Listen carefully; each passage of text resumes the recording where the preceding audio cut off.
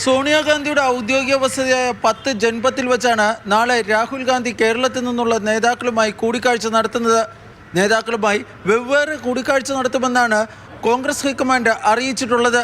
കേരളത്തിലെ മുൻ KPCC അധ്യക്ഷന്മാർ, നിലവിലെ വർക്കിംഗ് വൈസ് പ്രസിഡന്റുമാർ, മുതിർന്ന നേതാവ് തിരുവഞ്ചൂർ രാധാകൃഷ്ണൻ എന്നിവരെയാണ് ചർച്ചകൾക്കായി ഡൽഹിയിലേക്ക് വിളിച്ചിട്ടുള്ളത്.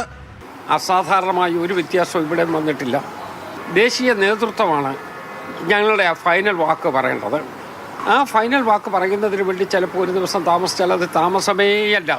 ഇതിൽ മുല്ലപ്പള്ളി രാമചന്ദ്രൻ ഒഴികെയുള്ള നേതാക്കൾ ഡൽഹിയിലെത്തും. മുല്ലപ്പള്ളി രാമചന്ദ്രനുമായി ടെലിഫോണിൽ ആശയവിനിമയം നടത്തുമെന്നാണ് ലഭിക്കുന്ന വിവരം.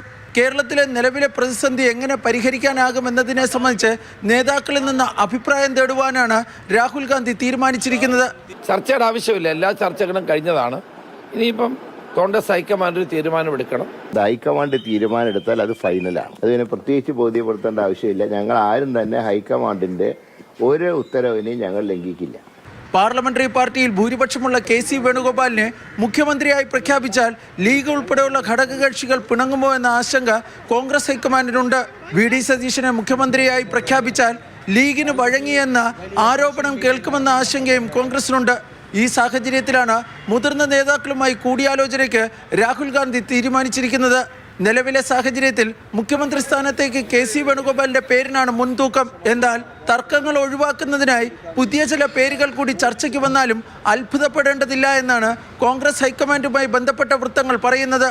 B. ബാലഗോപാൽ, മാതൃഭൂമി ന്യൂസ്, ഡൽഹി.